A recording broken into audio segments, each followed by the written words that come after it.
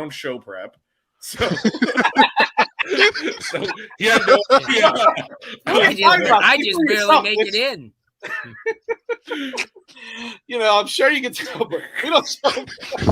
I mean, let's put the cards down on the table here.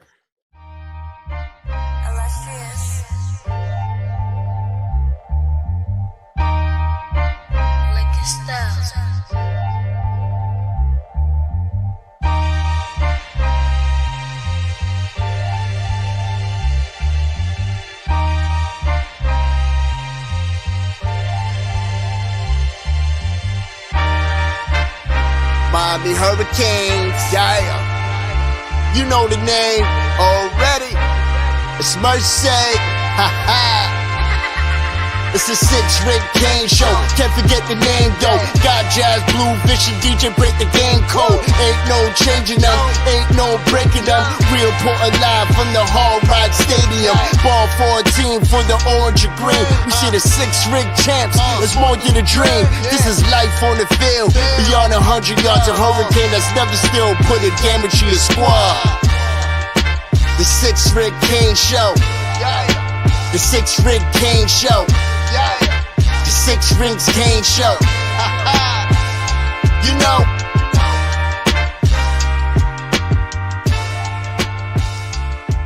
What's wrong with us? Seriously. What's wrong with us? We're Miami Hurricanes fans. Welcome to the 6 Rings Kane Show, a show dedicated to Miami Hurricane sports, featuring the legendary Larry Bluestein, Jazz Santana, Vish, and Danny Gillette. Let's go Canes. Happy birthday to you. No, I'm just kidding. Shout out to D getting into the dirty 30s now. Oh yeah. Fired up. I can hear it. I can hear it in your voice how excited you are to be. Excitement. You can't hold it back. I know, or maybe I'm just too sore from being 30 now. I'm too old. Oh God, get out of here! You're on the 3rd floor. As we're time to give me the old Yeller treatment. Jesus Christ! Jeez, I don't even know, man. We're dogs over here.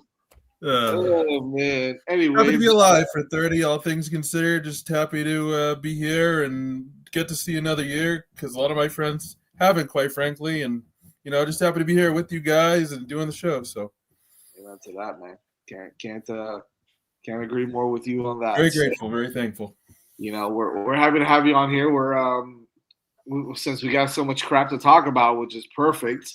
As you can see, we're down one man. We're down the youngest one in the crowd. There will be no show and tell with Larry Bluestein today, unfortunately. Not tonight, but he's doing some big football shows. Yeah, not surprising. Always busy. Shout out to some of the guys in the chat already, Fish Fan and Danny Berry and whatnot. Look, we gotta. I mean, it's an interesting show because there's a lot has gone on since our last show, and it seems like it happens that way all the time. We're like Monday nights. Tuesdays feels like a news drop day. Might have to change our, but then we gotta talk to Max about that. So no, but since then officially, Lance Guidry was let go. Right, he was officially fired from the program as a defensive coordinator. We haven't heard too much news of other coaches just yet, but be on the lookout for that tomorrow, as it'll probably drop tomorrow while we're not on the air, while we don't. Yeah. Usually the Tuesday drop should happen. Right. But the good news is that we've gotten some commits too, right? Some transfer portal guys have hit the portal and committed to the Canes, and then of course the University of Georgia is getting every wide receiver known to man without a quarterback, and we're without a quarterback, and we can't land any of those top wide receivers just yet. So we're getting secondary help without a defensive coordinator. So it's weird times, man. Weird times. It'll balance itself out a little bit. Although I would probably go on a limb as to say that our wide receiver room is in good hands with some of those guys in there. So, but enough of that. We've got a couple of so let's talk first about the Lance Guidry fire, right? I think we kind of all of us saw it coming, right? To a certain degree, we kind of saw them that they were either they had already done it and they wanted to keep that cohesiveness of the bowl game to make sure that some of the guys played. Well, it was cohesive. It was consistent with everything we saw the rest of the year, so they kept that going. They brought that consistency. Oh my God! If anything, they were a model of consistency throughout the entire season. That's so bad. I don't even know what to say anymore about that. Anyways, he stayed This is on. what happens when Blue's on the show. We're let loose, and now I know, right? Pin your ears back and go after the guy. It was terrible. I mean, we never didn't do that. I think look, a lot of profanity. Even coming out of the Syracuse game, we're like, this guy shouldn't. He should be fired immediately. You can't do that. He lasted another month, but then Yeah. George mentioned, who do you think? We'll get to that. We're gonna probably get to that now here soon. Yep.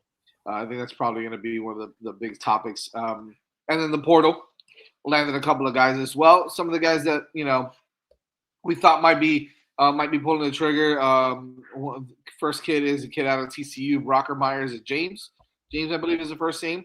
3 for 3 on centers. It looks like another solid pickup at the center position for that offensive line. That's going to be just a monster next year, if you ask me. I think I'm so excited to watch that offensive line. Again, you're going to need it with a different type of quarterback back there. It's not Cam Ward anymore. It doesn't matter who it is. We'll talk about that a little bit as well. But to get another guy of that caliber in Brockermeyer, and I think it gives Frank Avila and maybe one more guy in that rotation there in that depth chart to really progress and develop a little bit and potentially not have to go after a center the following year, because it looks like a guy like Frank Avila has some talent. He can develop a little bit and then kind of take over in 2026. So just to kind of put that in perspective, we'll talk about Brockermeyer first. DJ, go around the clock with you, the big uglies in the trenches. Getting another guy like that out of TCU, at a big program that likes to run the football, likes to have some big bodies up front. What does a guy like Brockermeyer add to the Canes now at that center position, where you're going to lose another guy that was potentially one of the best guys at center in the country again? He adds somebody that you can feel putting a new quarterback under center. You can feel comfortable, having him there, because when you have a new quarterback and you're going to install a new system, you want to have, experience around the quarterback. And as far as center is concerned, and a guy like Brockermeyer, you kind of touched on it a little bit. TCU is a physical team. They love to, historically speaking, run the football. And, now you got a guy like Brockermeyer that could come in. He knows his job. He's a very kind of lunch pail, gritty type of player, and he's not afraid to, battle in the trenches. And, I think this is, part of what makes the transfer portal so unique and so special is that you can, you lose a player, but you can also pick a player up with experience, that veteran, to use a professional term, like an NFL term, a veteran type player to help restore and restock your offensive line. So I think Brockermeyer was a great get, and I think he's going to be able to provide immediate dividends. Time out. I totally forgot to mention this, Fish. Are you excited that McCarthy is interviewing for the Chicago Bears position? Anything to do to get any comments there, sir? On your beloved Cowboys? Rumors that the Saints might be interested as well. So, ooh. I don't take Ben Johnson. I want him in New England. Apparently, a free agent. Is heading up that hiring committee. So McCarthy's a free agent. So wish him well and good luck to you. He's out of contract, so he's not. He's technically. I think January 14th is when the exclusive negotiating period. The Cowboys right now are the only ones that can talk to him. That's why other teams are asking for permission, which they're granting. They can just let him walk, so that's an easy way to fire him, like DJ's boys did. Firing Mayo after 1 year to, I'm assuming, hire Vrabel, but I hope not, but I wouldn't be surprised if that's the case. Poor Mayo, man. Poor Mayo. I think that he started to pick it up a little bit towards the end of the season. You can see some development, some of the guys, Not really. And Ruined their draft picks. So. 1 year. My goodness, man. He had one job to lose that game, and they ended up playing one of the best games of the season I know, right? with Joe Milton. I mean, come on now. We had the wrong quarterback all I just need to go with Joe Milton. Joe Milton started for the Pats that game? I didn't even see it. Huh? Joe Milton started for the Pats that game? Mm-hmm. Yep. I'm telling you, man. Beat the Bills. That's it. That's what it's all about. Mitch Trubisky, Mike White, and the Buffalo Bills. Mike White is out there? Yeah. I mean, you couldn't even – well, yeah, you could beat that guy. And he tank properly. Ruined the Patriots draft pick. So. Unbelievable. This is why we have the Miami Hurricane show, so we can talk about a good team because all of our pro teams are struggling right now. Well, I mean, listen, that's debatable itself, right? It's all relative right now. Vish, what are your thoughts on Brockermeyer? Yeah, no, I think Dijon, you kind of hit it all there. It's another transfer center. We've had a lot of success with that. He's experienced at the Big 12 level, so he's used to playing P4 ball and hasn't had any issues handling himself there. And we know that you can. I hate to say this because there's more to it than that, but we've proven over the last couple of years we can plug and play an experienced center and not have an issue. So yeah, no, you're right. so I think that's what we're doing here again. Yeah, that's I feel fine. like that's like the toughest position, right? To really nail, to get right on the offensive line as the center. I mean, it's typically your, how we say your center fielder or your captain of that offensive line. It's most of the time it is your center. So you got to have good leadership qualities, and you've got to be able to call out, certain defenses or certain, the way that the line is lined up or the linebackers.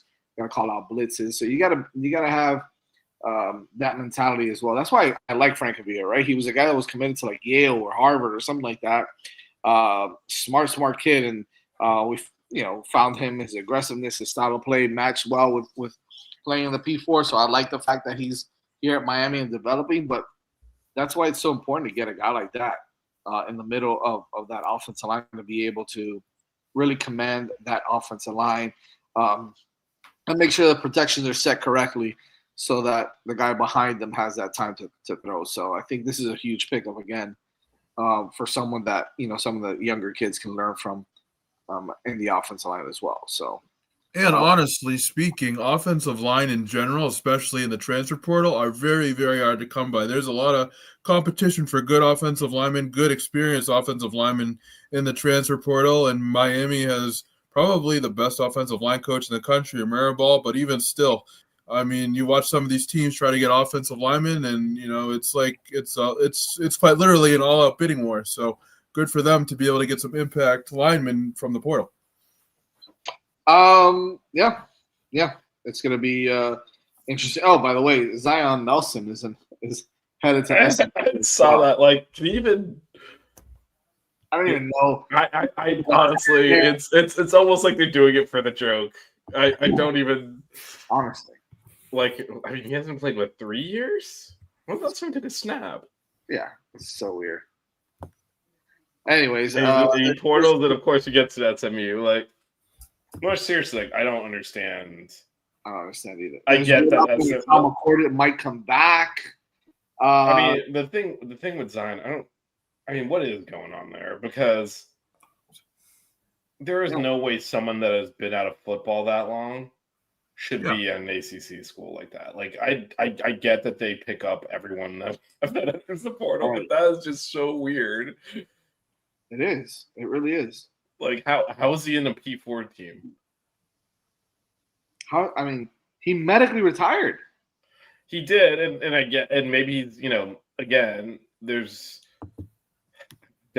can't imagine him playing and being effective, but the fact that he landed at an ACC school is pretty insane. Yeah.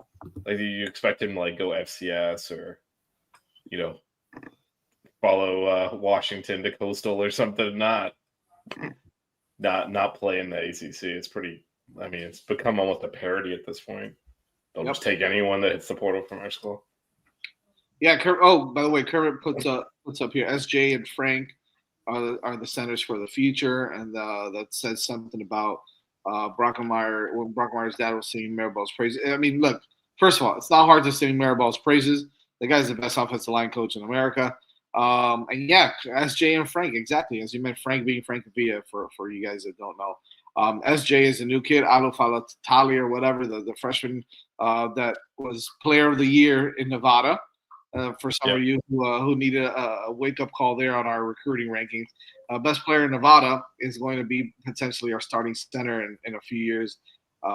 With Frank Villa as well, they're battling. So yeah, look, the future is bright at the offensive line again, especially at that, at that position at center. So yeah, and DJ touched on this with the competition for alignment. Obviously, having mirror ball is a huge advantage, and especially the last two centers that we had transferred here for 1 year had an extreme amount of success. So then that just when people are lobbing money around, but it's not a quarterback, it's a center. So the market's not going to be, in the 7-figure range, like it is for some of the quarterbacks. But so then you start, looking at, all right, is it worth an extra, $10,000 to go to one school? Not when mirror ball's involved, right? And that's our differentiator, is that he's going to develop you to be successful at the next level too. So that's why they're able to kind of go into the portal at DJ and just, you want to come play offensive line, like go to Miami. This is a good stepping stone to the NFL. So I agree. And with a player like SJ, he comes from a school in Bishop Gorman where we've had success.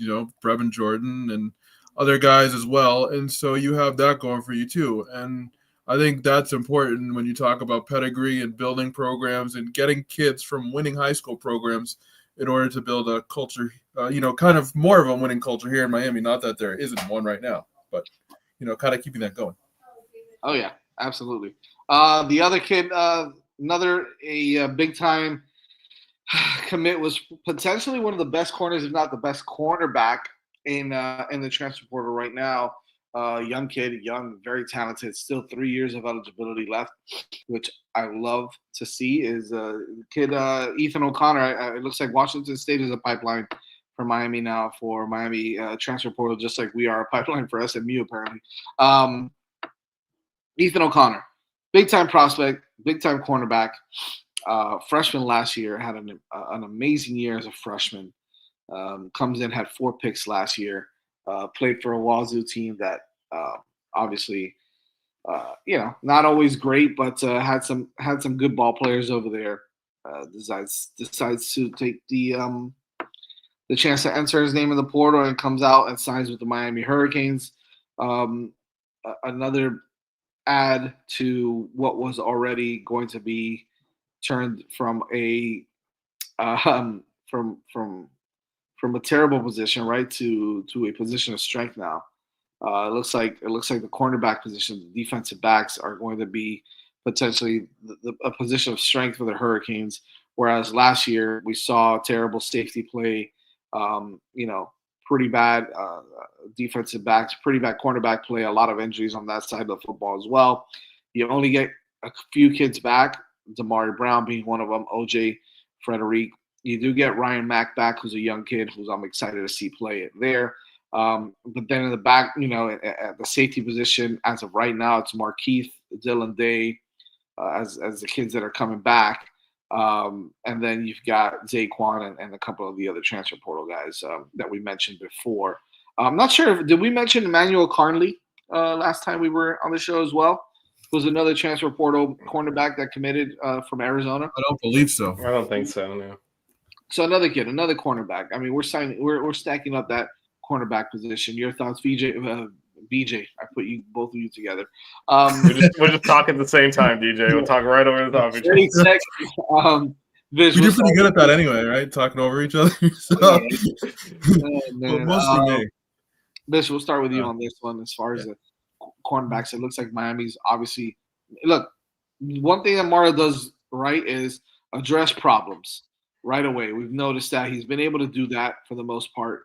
Have we missed out when it comes to hiring the right guys at the defensive coordinator position, offense? Maybe, but when it comes to player personnel, he sees a problem, he addresses it right away, and it looks like he's doing that with the cornerbacks and the defensive backs all together. What's your take on the guys that we've already added to Yeah. I mean, we didn't mention their names, but Jaden Harris and Deani Hill hit the portal. Deani Hill went to Wisconsin. There's rumors that they're finally, NCAA basically stepped in, so Xavier Lucas will hit the portal, and I expect him to be here. So that's another addition that I expect to be a Hurricane in the near future. Jazz, you hit the nail on the head. So we all talk about Mario as a great recruiter, and he is that. He's really good at roster building and roster management. And it's stark contrast to some of the teams we've had in the past where it's like, if you go past the first or past the starter, you're like, oh man, anyone I want to see on the field. In this case, over the last year, he's kind of built that depth in there. And you can see those steps in the future, but also they're backups now. So he addressed, you mentioned O'Connor. He was the top guy we were targeting. Because again, it's not just getting bodies, right? It's getting guys who fit. There's been a theme. These are bigger corners. We're going to play more physical, I think. We don't have a defensive coordinator, so it's hard to know what scheme exactly. But I think there's a concerted effort to be a little bit more physical at the point of the attack after receivers kind of ran free through our secondary for this year. And so I think that's part of this. And I think they think OJ can play that coverage, which I agree with. We didn't mention J.S. Richard. Hopefully he comes back from his injury as well. And then you all of a sudden start to see, okay, there's 5-6 guys that are comfortable on the field here. And that's again, Mario's really good at doing that. It's building the roster, building the levels of players and the levels of recruiting so that there's always guys in. And, he's adapted to modern college football by, not just because, I mean, in the old system, he was able to do that through high school and kind of build stat classes. He's still doing that, but he's also been able to plug gaps in the portal, which he did here. Yeah, no, he's very good at this, and you can kind of see a pattern to these kids he's brought in the secondary in terms of they're big, strong, physical, and that's how Mario likes to play until we get to the 2-yard line. We decide to throw it and blow the ball game. But I'm still not bitter. I'm not bitter. No. I'm glad you mentioned that last part there because I think that was one of the most important parts of this whole thing, DJ. And I'll kind of throw it to you is the physicality, the size. You're talking about Connor's, 6'3" or so. Emmanuel Carnley is about 6'2". You got some other guys. Poyser, obviously, is a big kid at like 6'2", 6'3". Xavier Lucas is a big kid. It's about 6'2". Right, bigger guys back there. Damari Brown coming in, right? He's a big kid, about 6'2". And Jadaeus Richard as well. So some of the guys that are already here and some of the guys that are coming in, big physical players, because I think that doesn't matter what defensive coordinator comes in, you're starting to see a shift in how many defensive backs are on the field at one time. And some of these guys got to be physical because they're covering wide receivers, running backs, and tight ends, right? They're going to have to get shed-off blocks. They're going to have to do a lot of different things that doesn't necessarily mean that they're going to have to rotate their hips and take off down the field 40 yards, right? They're going to have to play in the box. They're going to have to read, running plays, so on and so forth. When you get guys like that, now you have what Vish said, right? It was a little bit of depth. Now you're okay. Now you feel confident seeing those guys there. Now you're not freaking out when you see Marquise Williams playing cornerback and like, what the hell is going on here, right? Like, no, this is more like, okay, we get it. Zaquan's not in the box. You got Poyser and you got Marquise back there. You got, Dylan Dade back there. You got whoever it is, another safety that we might get out there. Xavier Lucas, whatever. You got all these options. You got opportunities to see some of these guys move around a little bit and have that versatility, but that physicalness is going to be important. Yeah, that physicalness is definitely important, especially when you look at, some of the passing teams that we faced this past year, like Virginia Tech, I mean, even Duke, areas where the secondary was exposed, Syracuse, just having taller physical corners, even if it doesn't lead to interceptions necessarily, but just making the quarterback think twice about trying to throw, tightly contested balls to his wide receivers or even contesting a jump ball, which quite honestly the secondary struggled with this past season. Having that physicality and having that arm length and range, especially when covering wide receivers, is extremely important. And then you mentioned, the versatility, oftentimes the more physical corners can come down and stop the run or, kind of provide that extra edge and, not be so limited in what they can bring on the field. There's multiple, bodies in the corner room now that can, provide multiple things, and you don't have to stick with one lineup, and you don't have to feel like, oh, we have to put this corner out here or else this will happen. You can now kind of mix and match according to how you see fit. Yeah. I'm excited to see what they do. I know that they still have a lot that they are going after in the transfer portal also. Let's kind of finish it off with, as far as the transfer portal is concerned, with the one position. We'll get back to the defensive coordinators because I know a lot of you want to kind of see what our thoughts are on that as well. And I've got some names that I want to throw out there to see what people think. Seems like another name that we have been interested in is probably off the table right now in the pro level, the pro ranks. But we'll get to that. The biggest thing, right, is the quarterback position. I think, look, the truth is, it looks to be right now that Miami is settling in on waiting to see. They're waiting for the big fish again, kind of like what they did with Cam Ward. I don't know if it's going to work out as well as it did last time, because I think that they had a couple quarterbacks that I think they could have gone after already that would have been great for this program, that I think would have fit perfectly. But the biggest question is, what do you think? And I'll start off with you, Vish, because I know you've got something to say about this. At this point, it doesn't look like it's Emory. It looks like Miami is going into the transfer portal to get a guy to be the starting quarterback this year. We just are not sure who that guy is, right? We're hearing rumors about a million different players. What are your thoughts on the situation at quarterback right now for the Hurricanes and how they're addressing it in the transfer portal? Yeah, I mean, I think they're playing it okay. Like, I get what you're saying. There hasn't been. Well, first of all, I mean, there's no Cam Ward. He's going to be the number one pick in the NFL draft. So I think everyone needs to temper expectations to take that level of quarterback. And Miami's not holding out for that level of quarterback. They took a couple of swings and missed, but they're also not just going to bring in, not to disparage his name because he was only here for depth, but like if they went in there and got like a Reese Poffenberger, that's not solving the problem. So they're kind of holding out. Ralph is mentioning Carson Beck, who's in the portal, but says he's going pro. Now he has obviously got an arm injury, so he's not going to.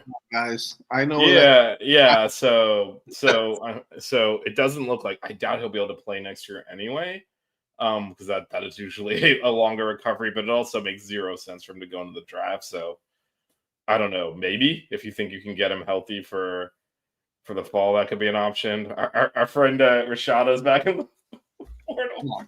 I know. That was a joke. Hopefully, everyone saw me laughing. That was not a serious. You guys got so upset for a second. He's like, no, absolutely not. I was laughing for a reason. That was not a serious suggestion. But it does show, as you mentioned. He's dating a Cavender, right? And I'm talking about Carson Beck. Dating one of the Cavenders. He is. He's dating Hannah. But she won't be here next year. So, the top four teams, the portal rules are you have a week, you have 5 days after your last game. So there's still opportunities for anyone on those rosters to enter. Everyone knows Texas has 2 quarterbacks. So, I think they are kind of, waiting it out a little bit, seeing what shakes loose. There are quarterbacks in the portal. Roland mentioned a couple. And yeah, I mean, look, I think they're going to work through their options, right? The South Dakota State guy might go pro as well. The UNLV guy is the one that they didn't pay his NIL, so Matthew Solka. Yeah, so he redshirted when he was playing well. He'll fit right in. Everyone can hate him the same way they hated Cam Ward. But no, there are options there. Look, they're going to have their plans A's, B's, and C's, and you don't start with plan C. So I know as much as everyone wants to go in there, just grab someone, so we're like, okay, we got someone. That's not the smart thing to do. And if we had done that last year, we might have ended up with DJU instead of Cam. So everyone just needs to, they're doing this for a reason. And as bad as Emory looked in the bowl game, and it was awful. He looked like he didn't know how to play quarterback. He looked like he didn't have any confidence, and he, was hesitating and forcing the ball at the same time, which is a hard trick to pull off. He's not worse than some of the guys you all are, people, oh, what about this guy? What about that guy?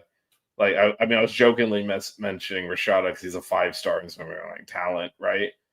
I'd be much more comfortable with Emery starting against Notre Dame in the opener than Rashada as an example. So I think either way. Yeah, whoever's thinking about that should have their head re-examined. Yeah, I think either way. Dawson, if you're listening, run the football. Look, we have probably the best. We have one of, if not the best, offensive line in the country. We have like 7 running backs, even without David Martinez. Just run the ball. Yeah, take the pressure off the quarterback. Like, I think that's the way forward. I'm a little bit on the other side of this with regards to Emery Williams. I'm not comfortable with him starting against Notre Dame. I'm not either. But what I'm saying is, if you're saying like go get something like Rashada, I would rather. Oh yeah, I mean, yeah, anybody. And right now, I haven't seen. So again, they're going to work. They're going to Rashada. I'd rather start Rashada. Yeah, I mean, Luke Nickel is gonna. If it's Emery, Luke Nickel will definitely compete for that job. I wish Luke Nickel was here already. To be honest with you, I mean, he'll be here soon.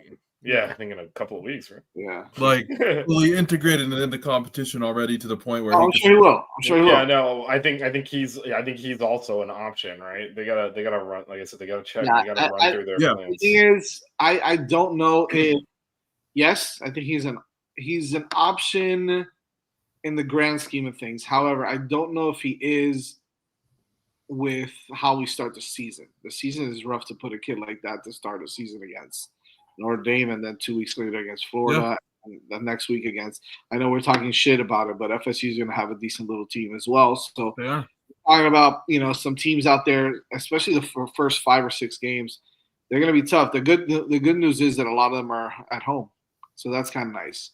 But just kind of going back to the whole Emery Williams thing, I'm not, at the same time that I say that, I think there's maybe one guy in the transfer portal right now that's hands down better than, or maybe 2 guys that are hands down better than Emery Williams. And those are the guys, DJ, that you mentioned, right? Matt Sluka, who's a kid from UNLV. I think that he comes in and he's obviously the better quarterback. He's your starting quarterback here, hands down. And also, who's the other kid that Ralph mentioned? Was it Ralph? No, it was Roland. It's the kid from South Dakota State. The Gronowski kid. Yeah, maybe, right? Maybe. It's a pretty. I mean, you don't know with those kids. It's a big step up in level of play. Luka, I do think Luka's better than him, hands down. I just feel like he is. But that's about it. However, at the same token, you've got him, visiting places like Liberty and Memphis, and they're not taking him yet. So what's going on there? What's going on with him? Right? What's going on with him? It kind of begs the question. I mean, it could be, frankly, waiting for us. Yeah, it could be. It could be. Absolutely. No, you're right. Now, the guy that I would have wanted, I think that, looking back at it now, I think that Miami probably played this one wrong, is the Fernando Mendoza situation where they told him, hey, we want you, but we want you to go through the whole process. We're going to go through the whole process and, kind of wait this thing out. And Fernando Mendoza said, the hell with that. I'm not going to wait around and be second fiddle to anybody. I'm going to go and sign my deal. And I think that, they kind of played that one wrong, if you ask me, because I think if he comes in, he's obviously QB1. I think he fits well in this system. I think that he does exactly what Vish wants to do, is be a proponent of the run game, run the ball, hand off the ball really well, but he can also run. He's got some wheels, and he's got a decent little arm. He can throw the ball around. So I think that he would have been a great fit. But the truth is, Vish, right? It looks like we're looking ahead. We're looking at other players. We're looking at guys like that are in the playoffs now, or that are potentially going to be in the transfer. The problem, the reason why I don't like, first of all, I don't think it's the right move to wait till spring ball, because now you've gone through spring ball without your potential starting quarterback. That's not going to happen, folks. Just to let you guys know, Canes fans, we will have a starting quarterback in the transfer portal announced, I would say, within the next week or 2. That's my thing. You can't go any further than that. You got to have him in. You got to have him start practicing in the spring. You got to have him learn the playbook. You got to have him be a part of spring football. If you're not a part of spring football, it's tough, man. It's tough to learn the playbook. It's tough to be that guy if you're, coming from a team in the spring and then all of a sudden joining another team. So I am going to say that now. The question is, DJ, and I'm going to throw this to you. Do you think Miami's waiting on one of these playoff teams for one of these guys to either get eliminated and then go into the portal? Do you think that they are already talking to, and I say it this way because this is how college football is, right? Like, there's always conversations to be had, maybe not with the players, but maybe, there's always feelers out there. Every school does this, right? This is not something that I'm getting Miami in trouble for or anything like that, but the NIL deals and all that stuff is kind of crazy right now. So to not throw anything out there that could potentially be illegal, do you think Miami's waiting for any players to hit the transfer portal that are playing in these college football playoffs or have just played and are about to step into that portal now? Without mentioning any names or anything like that, I feel like they probably have or are currently talking to people, because I find it hard to believe that they're waiting for one of these playoff teams to finish their season and then trying to make their move. Mario always seems to have, a plan A, a plan B, and plan C lined up, even if it takes them a little bit longer sometimes. So I think at the end of the day, I think they probably have had conversations, and they may be even having some now. But I think if, someone from one of these playoff teams comes along and is available, then I don't think they'll hesitate to jump on them. Yeah, I agree. Vish, so my question to you is, if you look at these 4, 5, 6 teams that have played recently, let's say the top 8 teams that have played recently, that have either been eliminated or are going to play this week coming up, who are some of the quarterbacks that you're looking at that you're saying, well, let me put it this way to you. I think that for me, the one that stands out the most is the situation in Texas. And I want to throw it out there because truth of the matter is there's 2 quarterbacks over there that could both start next year at Texas and could both be in the playoffs next year at Texas, right? Quinn Ewers is obviously – he's going to go on his, fifth – it would be probably his 5th year. However, based off of he had some injuries this past season, and his quarterback play wasn't great up until maybe a couple weeks ago where he started kind of turning it on. You saw him play in Arizona – the Arizona State game where he kind of turned it on, right? He looked really good. He has some moments where he looks really good and some moments where it's like, okay, he's kind of holding back. I don't know what the hell's going on. Is it play calling? I don't know, because Sark is obviously one of the best play callers in America. So, you kind of have that question, but you're also like, this kid's talented. Like, this kid's leading one of the best programs. And, the talk was, well, Texas hasn't really played anybody in the regular season. Well, now they're playing people in the playoffs and they're beating them, right? And whether it's an ACC school or whether it's a school that is missing a quarterback, like they're going out there and they're playing and they're beating these teams now. And now they're kind of showing you, hey, they can play a little bit of football. So there's tons of rumors out there, right? Arch Manning is obviously their backup quarterback over there. You've got the situation where if Quinn Ewers comes back one more season, does Texas take him? And if Texas says, hey, man, yeah, you took us to the playoffs, you took us to the final, like, why would we say no to you as our starting quarterback next year? Then guess what? Adios, Arch Manning. He's gone. Like, and then now what do you do if you're Miami? Do you throw the entire bag at him? I'm talking about shut down the program and throw the entire bag at Arch Manning, because that's what you're going to need to do, right? Let's just be honest. Let's call it what it is. Or the other side of that coin is Quinn Ewers decides, I'm not going to stay at Texas. I'm going to go find maybe either get a little bit more money, or Texas is going to go the route of starting Arch Manning. You got to leave anyways. You're not ready for the NFL because you're going to be a 4th or 5th round pick, or you might not even get drafted.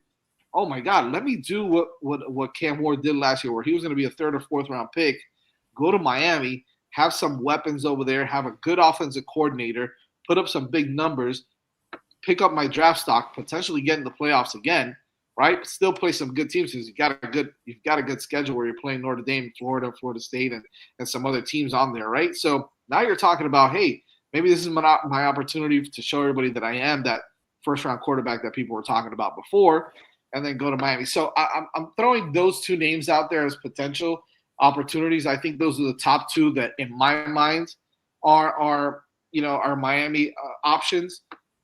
What do you think about that? Because I know it's a lot to kind of take in already.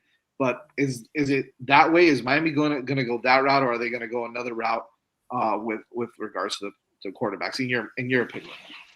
So first, I think you hit the nail on the head. 2-1 doesn't fit, and so someone's coming out of Texas. Now the question, it's likely going to be Ewers because there's this pressure on Arch on Sarkisian to play Arch. Although I did see a rumor that NFL might be interested in Sarkisian, which might shake things up there again.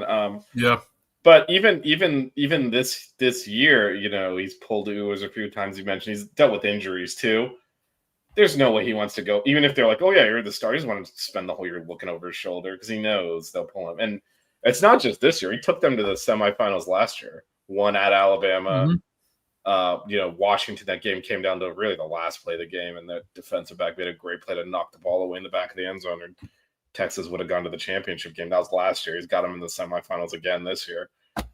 Yeah, no, he's the no-brainer now. It might be cost prohibitive if you see some of the numbers being thrown around, although I mean, I don't know where else he would go at this point. Where you're going to get that kind of a stage is, as a Fish fan, Miami says, the previous guy came in here is now the top pick in the draft. So you definitely are going to get that stage to perform in. I think that's definitely, if they think that's doable, that is worth waiting for. And letting it play out and figuring it out now. Now, it gets a little bit more complicated if, about 2 weeks from now, Ewers is holding up a big shiny trophy. Then it's like, all right, you're really going to push out the championship quarterback for someone's winning this thing, and they're one of the options. So you're really going to push out the championship winning quarterback to start Arch at that point? Yeah, like what if he says it in the podium? He goes, "We're going to run it back." What are you going to do? What are you going to do about that? I mean, at that point, he's almost got key to the city stuff, right? Like it's like, what do you do at a place like Texas? Yeah.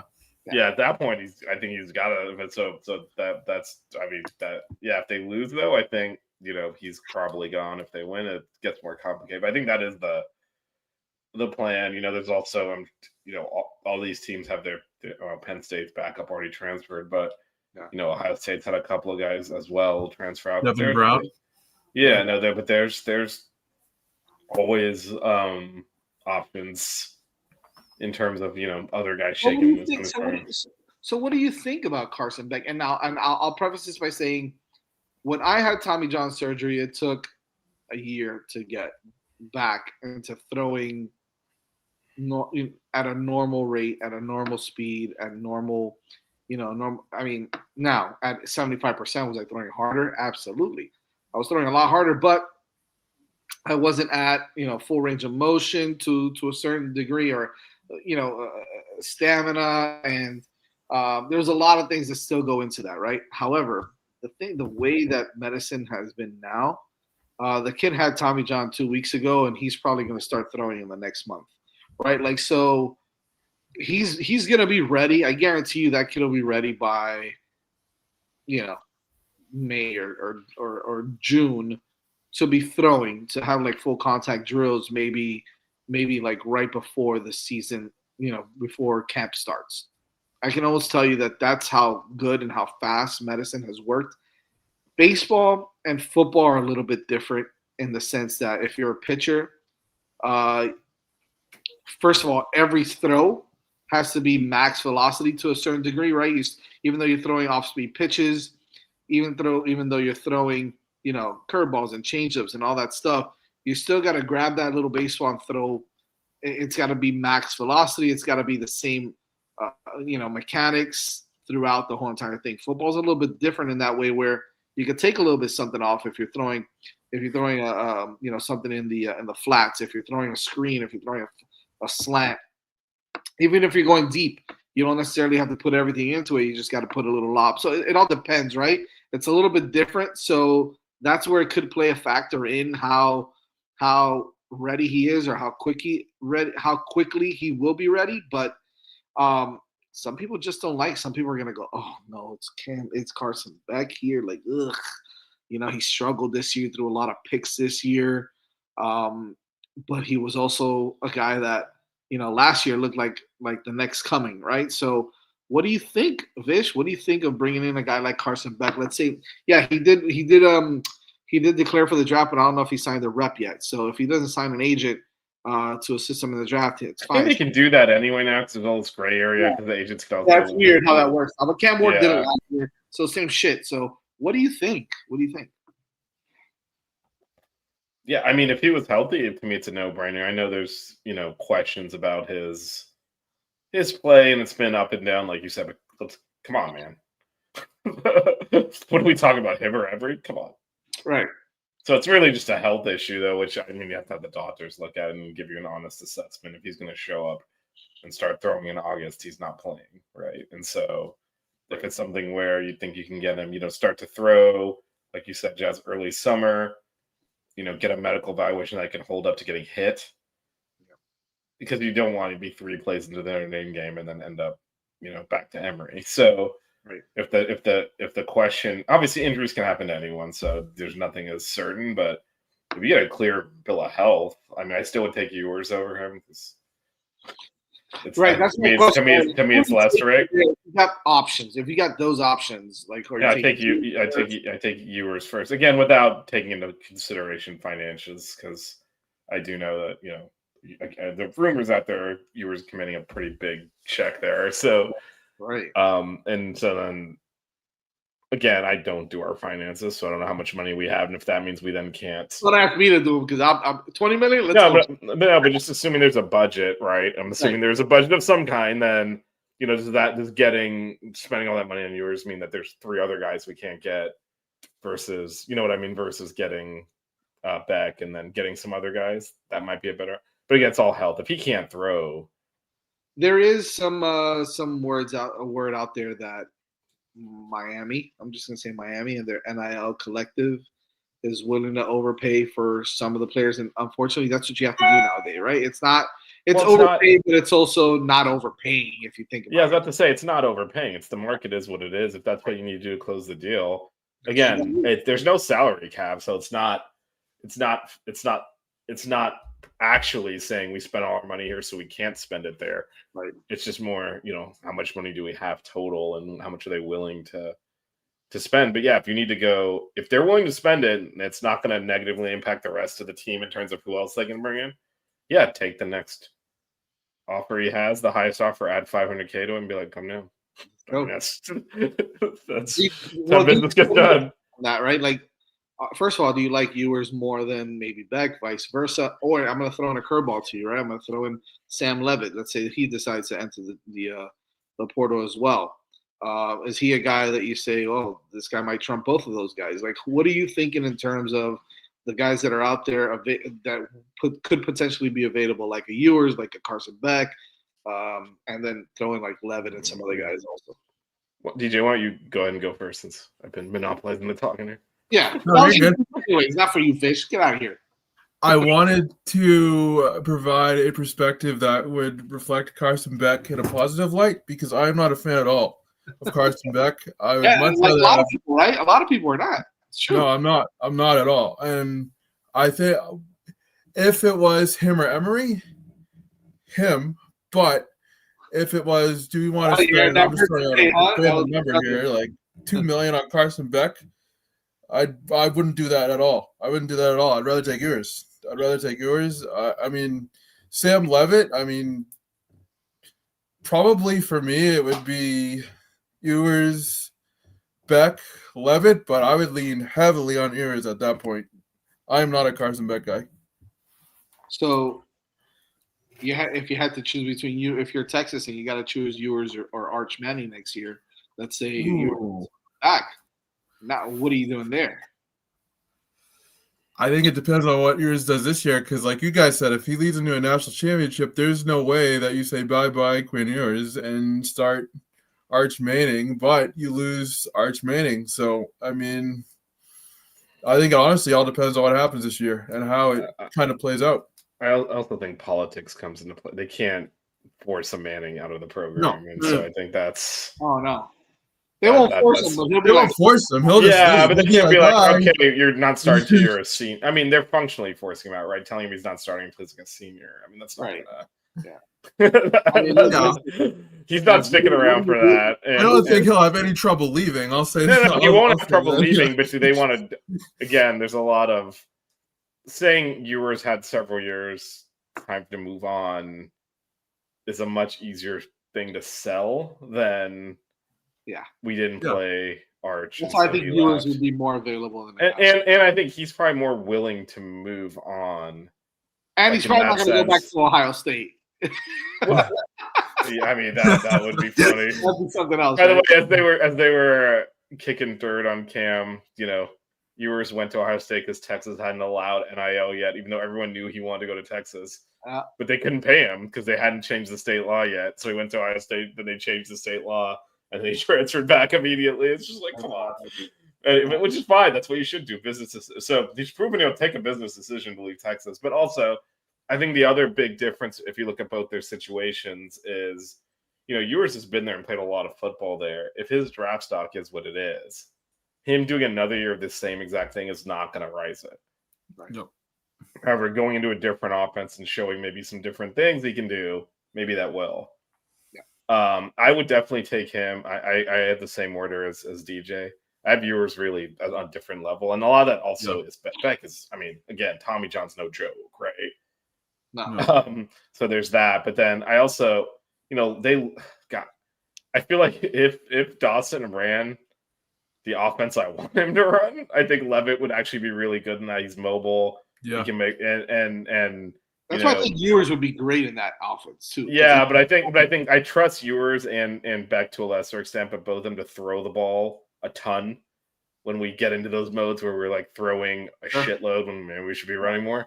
Right. I trust them to do that volume passing that Dawson likes, even if it's underneath stuff and short, like quick passes and all that. And I do Levitt. When I do Levitt, who I am also look, if I would frankly be happy with any of those three. Yeah, I think they all significantly upgrade our quarterback position.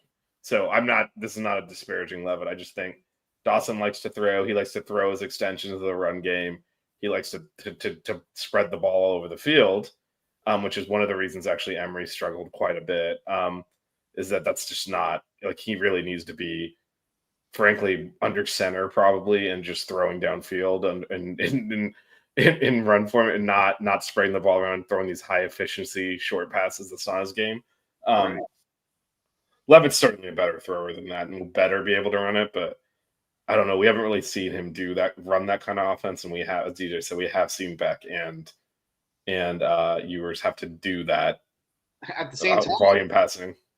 At the same time, Georgia might be trying to reel him back in because they're not sure about who their next quarterback is going to be there, because look at what they're doing in the transfer portal with wide receivers going out. They got the Branch brothers, and it looks like they might get Noah Thomas as well from Texas A&M. So the top two wide receivers in the portal are probably going to go to Texas. So what without a quarterback, it's kind of interesting to see what they do, or are they trying to reel him back in? So there's a lot of things going on. Yeah, I know I know Georgia, the whole thing with Sam Levitt and him liking Oregon.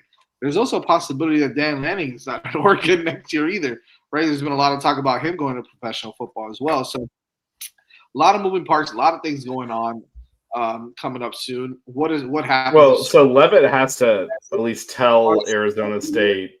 He has to tell Arizona State today if he wants to. He have 5 days after your bowl game. They play it. So.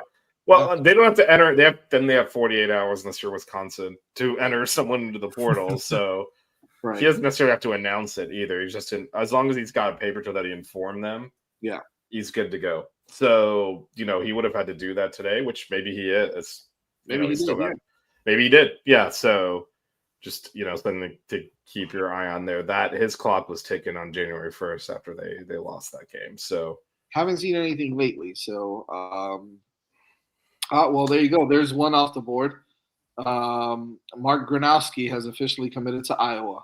Yeah, he was trending to Iowa for past. Where were you on that, DJ? That was Big Ten. That was some Big Ten news. I was there, but I knew it was trending. I didn't know if he had officially committed yet, but yeah, no, he had been trending for the last couple of days. Iowa needs a quarterback badly, and they were able to get one. Although I'm kind of like. And am I really that mad to have lost out on a quarterback to Iowa when they're typically Iowa quarterbacks are not great anyways, regardless of how they're ranked? I don't know. It's tough. But I think he'll do well They there. don't pass the football that much. Either, so. Yeah, exactly. Yeah. I think that's a good spot for him, though. I think that's a good spot. So I think Sluka is kind of the big fish left in the. I would say Sluka. That's Devin in Brown. there right now. Obviously, we're waiting for some other guys to potentially enter. Probably Sluka and Devin Brown are your top. Yeah, I think Devin Brown would be another one they would look at if. This is going to be interesting. If I had to say over under on 2 weeks before we know if we get a quarterback, what do you think, the over or the under, Danny? Over on 2 weeks. Yeah, What about you, Ish? I go under. I think it's I'll still we're running. These kids again. The actual portal closed on the 28th of December, but you get 5 days after a bowl game. There's very few after today. There's only going to be, what's in there is going to be what's in there. Right. And we are probably, I would say almost definitely the program with the biggest program with it. Potentially could walk in and pretty much bang on be the starter for sure. So I would say so. I would say us. I know Oregon committed to Dante Moore last offseason as well, so that's probably going to be the guy there at Oregon unless something else changes. They lost their 5-star quarterback yesterday or today to Cal. That was some probably it's probably because of what you said. They're committed to Dante Moore, and he wanted to go to Cal anyway, and right. Went to Oregon for like a week and then portaled back to Cal. So welcome to 2025, man. That's how quickly these things move. But I'm sure some of that's also it just drives me nuts. It really does, man. This transfer portal. But I'm sure some of that was, reading the room at Oregon, realizing they were kind of locked in on Moore as their starter, and he's also young, so like, when am I going to play? Type of thing. I mean, Malachi Nelson ends up at UTEP, so 5-star #1 quarterback in the country 2 years ago. Things can change very fast for a lot of players. Yeah, Jaden Rashada. Yeah, Jaden Rashada. Well, that's. I think it would be, like I said, this is not. I would rather start Emory than him. I'm being serious. This is not a joke, but it would be funny to roll out someone that's suing Billy Napier against Florida. Yeah. Right. At this point, that would be funny. At this point, I'd probably rather start with Nickel over Emory Williams. But I mean, look. So I think one of the concerning things there was, despite people making up stuff about how Cam quit on his team, whatever, they prepared Emory to play that second half. That's a big yikes. I mean, I think you make a really good point, Vish. I really do, because you mentioned, and we talked about this right after the bowl game. They didn't really open up, downfield throws. It was mostly short, type of screen passes type throws. And then he missed. And even with all the preparation, we kind of got to see, what he was able to do with it. And I think it's not so much that we only got to see him like in first extended action in quite some time in the bowl game. It was that they prepared him for the game, and yet he was kind of still unable to deliver. Well, if you guys are watching this Division I, the FBS or FCS championship with North Dakota State and Montana State, what a barn burner! This is a good one, man. 2 really good programs. Don't sleep on FCS football. I'm telling you, it's exciting football. I know we went long on quarterbacks, but we'll finish off here. We'll do our best to finish off quick, but it's hard because defensive coordinator is just as crazy. Just as important, yeah. Yes. Because look, there is a universe where it's not more, right? Yeah, I would say it's more important because if you can play defense at a high level, we can certainly run the ball. We have playmakers at receiver. We can make the job easy for the quarterback. Where last year was quarterback has to cover for the defense. So again, there's a. So yeah, this is probably more important than the quarterback because this is a lot. The quarterback's probably a 1-year deal because Nickel's the guy. On term, but this is like the defensive coordinator. We cannot fumble another defensive coordinator hire. You can't go over 3. Some of the names, right? We definitely can't do that. Some of the names have been set out there. Tim Banks, who has apparently interviewed with us already and passed up on the opportunity. Clint Hurt is another name that I know is now out there. who looks like he's not. I don't want to say passed up on the opportunity, but now he's getting looks as a head coach, right? It looks like New Orleans is interested in interviewing him for a head coach position in the NFL. So lateral move or even low. I mean, you might get paid more money, right, as a DC at Miami than you would at the DC maybe in Seattle. But if you make that lateral move and come down, you were in college football for a while. You've been notorious for being a good recruiter, a good coach in college football. That hence why the move to the pros, and you've been very successful in the pros. So that he's a hot commodity. He's a big time name in the defensive world, whether it's pro or college. So obviously Clint Hurtt is a big name, former Miami Hurricane player as well. So there's a lot of things going on there for him as a really good option. Don't know if he's going to leave the pro ranks right now because of, as I mentioned, pro teams are looking at him as a head coach. And then some of the other names, Tyler Santucci, who looks like re-upped with Georgia Tech or is going to. So kind of played his hand right there on building up some hype. Tyler Santucci was the defensive coordinator at Georgia Tech. Looks like he's going to stay there. There's some other names out there that maybe have not been made public yet, but I think the biggest thing, Vish, and I want to start off with you on this, is the fact that I know for a fact that the reason why Tim Banks and Miami couldn't come to an agreement seems like it's because of staff, right? Staff was the biggest thing. So does that mean that Mario's pulling the old, well, I kind of want to keep this guy on staff and you don't want to keep this guy on staff, so we can't make this work? That's probably what the case is. Maybe he wanted to keep a couple guys on that defensive staff. Tim Banks wanted to make some changes and bring in his own guys. So it looks like that's going to be a factor in the decision for defensive coordinator. How do you feel about that? Are you okay with Mario saying, "Hey, I want to keep, let's say, Coach D. Nick, right, who's obviously someone that Miami really likes as well. Jason Taylor, I want to keep Jason Taylor. He didn't get the opportunity because Guidry, and him bumped heads a lot. So and I'll preface this by saying, apparently Coach Guidry and some of the assistants bumped heads a lot on what they wanted their players to, where they wanted them to be lined up, how they wanted them to execute certain plays. And so it wasn't necessarily the fault of a lot of these assistant coaches as to the development or how these players. Where they wanted to be lined up. Where were they supposed to be lined up? I mean, where they wanted to be lined up. Whatever it wasn't working. So yeah. Jim Leonard is another guy that's been rumored. I would love Jim Leonard here. Apparently, what he's saying is they might be the Colts fired the defensive coordinator, so he's probably in line for that job. There you go. Jim So Leonard would be a great choice. You're gonna have to compete with some of these teams. So, what are your thoughts, Vish, on some of the names that are out there, or if there's a specific name that maybe you want to see Miami go after? Yeah, just on the first point, and we talked about this at the bowl game. Like, the idea that we would potentially pass on defensive coordinator candidates because they don't want to keep guys off of the worst defensive performance we've ever had is, to me, a little bit ridiculous. The defensive coordinator should be allowed to come in there and clean house if he wants to.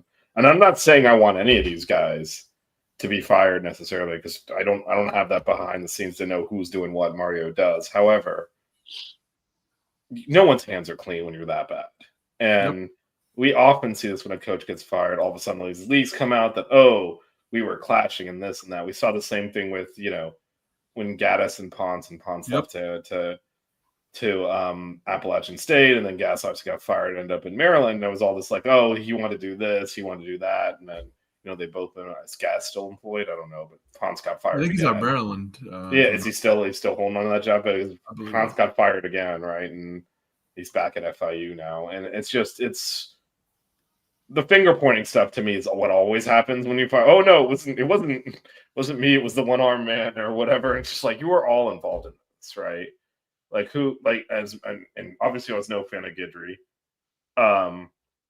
Actually, I feel like I was the only one complaining about him 2 years ago when everyone was trying to blame TBD for it. We kind of gave up a lot of points. I know that North Carolina gave us an inflection point because TBD threw all those interceptions. Like, we also, didn't have to give up 40 plus points, and could have stopped them in the fourth quarter and still won the game and gave up like a 50-yard run when they were just trying to run the clock. So I think you can see some of the signs there. But with that said, like he's not telling the defensive back to stand out of bounds or trying to play defense. Like, I mean, come on. Like, so there's blame to spread everywhere. With that said, I think, on the flip side, if a new coordinator comes in and wants to keep guys, I'm also okay with that, because again, we don't know the intricacies of who is doing what, but no one should be untouchable off of defense that was that bad. And if someone like, trying to steal Tennessee's defensive coordinator, yeah, they're going to make demands, right? I mean, they're at Tennessee. Of course. They don't have to come here, right? If you're trying to get someone of that caliber, they're probably going to want to bring in people they're comfortable working with. And they're going to say, this is what I need to do to feel comfortable to take that job. And you've got to, frankly, it's worth it if you think that's the right coordinator, right? I don't think anyone's above reproach here, and especially I think it's good that we have a strong head coach, right? Which we do, which makes those coordinators and those assistant coaches a little bit less important. I know people are worried about continuity and recruiting and stuff, but Mario's in charge of this program. As long as he's here, you have that. I'm not suggesting people aren't coming here to work. Jason Taylor's in the Hall of Fame. Obviously, like, you walks into a living room, like, holy crap, that's even on the sideline, like, watching games, like, Jason Taylor's doing it. Right? It's kind of weird. So I get that, but like at the end of the day, everyone knows this is Mario's program. So as long as he's there, you'll keep most of the guys you need to keep in terms of recruiting. And any coach that comes in will be able to bring in some of their own guys as well. So. Yeah, no, if he was if that was really a falling out because he wanted to, like, I don't know, switch the linebacker coach out or something, and to me, that's not the reason to not hire someone. You make it happen. Yeah, I agree. I think it's a little more intricate than that, though. Who's the name that maybe you'd be interested in, Fish? I mean, someone mentioned Mike Nolan. Is that the same dude that like ruined the Cowboys defense like 5 years ago? Is this his son? Because that guy was old, so maybe it's his son. Not going that route. I do think it needs to be. First of all, I think people are mentioning Jim Leonard. I know he was very successful at Wisconsin, so I'm okay with that for sure. Yeah. Playing defense in the NFL though is way different. So when you start looking at NFL guys, that's something I'd be very hesitant on. Maybe I'm missing. I don't recall like an NFL defensive coordinator or former coordinator coming down to the college level and really doing.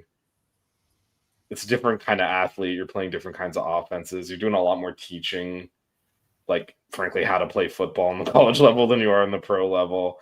You don't have nearly as much time in the film room and in a practice with them. It's a different skill set. So I would certainly be looking at the college level. Clint Hurtt's, I think, the Eagles defensive line coach now. He was the Seahawks defensive coordinator but he hasn't been in college since I think he was at Louisville like 10 plus years ago. That's all.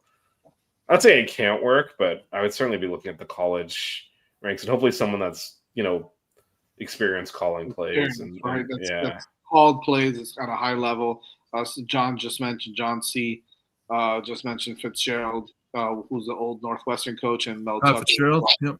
Yeah. So, and I love that Mel Tucker option is a big one for me too. I know a scandal. There was right. So that's the biggest thing with him, right? Is you have to navigate those things with some of these guys because there's some of those guys that are going to have some of that. But we've seen that recently. Miami's been able to kind of work around some of those situations. Yeah, I'm not comfortable with the specific. Like, I don't care if they paid players or whatever, but Yeah, I'm not 100% sure if that's something that they do, but if they're interviewing both of those guys, I don't know if they did or not. I can always try to. Yeah, the Mel Tucker scandal is one I'm not comfortable with. Fitzgerald is a little bit different, especially since he won't be the head coach. But anyway. Yeah, the Mel Tucker one's. I'm not gonna go into the details on that, but I honestly that's off-putting to me.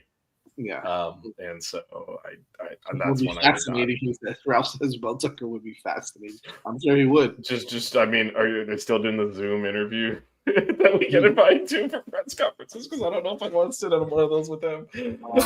Anyway, if you're not familiar with the scandal, from a coaching perspective, that would be a home run hire. All right. Yeah, to me, there's certain things you can't look past. Yeah, it's going to be tough, and if they do, well, then they do. But God, it's. We'll see. Over under on this one. Over under on 2 weeks before we know if we have a DC dish. Yeah, I think so. Taking the under on that? Taking the under, yep. What do you, DJ? I'll take the under on this one too, honestly, because I feel like defensive coordinator is a very pressing need. Defense needs to get fixed quick. I agree. I'm taking the under on both. I think we'll know within the next week and a half. So should be interesting. Fitzgerald would be interesting. I'll say that. He would be interesting. Pat Fitzgerald would be interesting. I will say that. Yeah, that would be Rel. I mean, look. I feel like we don't have to go the route of recently fired amidst a pile of like pretty horrendous allegations, and I don't know. We'll see. I feel like there's other options than doing something like that. And again, if it was something like paying players under the table or whatever, I honestly don't give a crap. The players should have been paid all those years anyway. Right. But when you start talking about covering up sexual assaults and things like that, that is not. Yeah. No, I completely agree. To me, I think the program can navigate around that. If it's seriously like we're going into that because we wouldn't let Banks pick his freaking defensive line coach, I'm gonna be pretty upset. Yeah, that's the line. Yeah. He could pick his assistants, but that's a good point. But we're okay with we're okay with these baggage there. I mean, to me, there are options there. Again, these are all rumors. We don't know what the hell's going on. We'll see. All right, I gotta get out of here. Thanks everybody for being on the chat. We'll be back with you next Monday. We got buckets tomorrow, so some point late tomorrow night.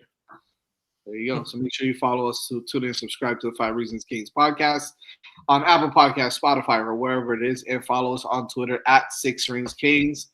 We'll be back for the show. Yeah, there's another one. We'll be back. That one I would be on board with. Monday, but you've got buckets coming up this week as well. A lot of content there with a lot of things going on in college basketball. So we'll see you guys next week. But please leave us a comment, leave us some Twitter, and we'll get back to you. If anything, we'll see you next Monday. Adios. The 6 Rig Kane Show. Yeah. The 6 Rig Kane Show. Yeah. The 6 Rings Kane Show. You know.